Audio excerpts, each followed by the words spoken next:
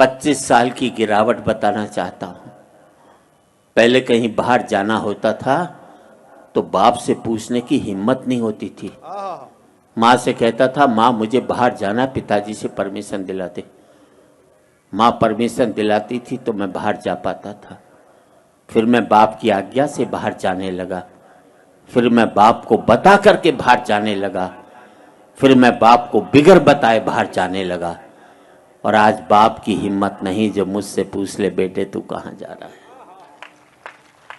पहले मैं माँ बाप के साथ रहता था, माँ बाप मेरे साथ रहते। फिर हमने बना लिया एक मकान, एक एक कमरा अपने लिए, एक एक कमरा बच्चों के लिए, एक रीडिंग रूम, एक वो बाहर छोटा सा ड्राइंग रूम उन लोगों के लिए जो मेरे आगे हाथ जोड़ते थे, एक वो अंदर बड़ा सा ड्राइंग रूम उन लोगों के लिए जिनके आगे मैं हाथ जोड़ता हूँ। बहुत अच्छा जी, वाह वाह वाह। पहले मैं फुसफुसाता था तो घर के लोग जाग जाते थे, करवट भी बदलता था तो घर के लोग सो नहीं पाते थे। और अब जिन दरारों की वजह से दीवारें बनी थी, दीवारों में भी दरारें पड़ गई।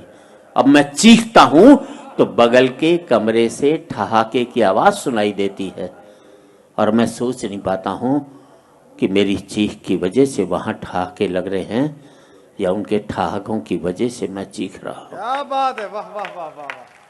आदमी पहुंच गया चांद तक, बड़ी तरक्की की साहब। अनपढ़ थे तो सरदार पटेल को चुनते थे, पढ़े लिखे हो गए तो फूलन देवी को चुन करके भेजते। बहुत अच्छे, बहुत आदमी पहुंच गया चांद तक, बड़ी तरक्की की साहब।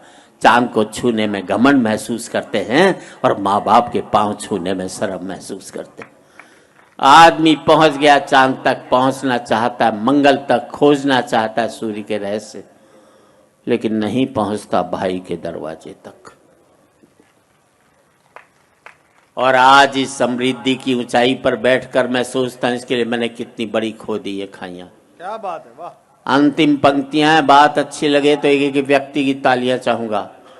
अब मुझे अपने बाप की बेटी से अपनी बेटी अच्छी लगने लगी है। बहुत अच्छे, वाह जी वाह।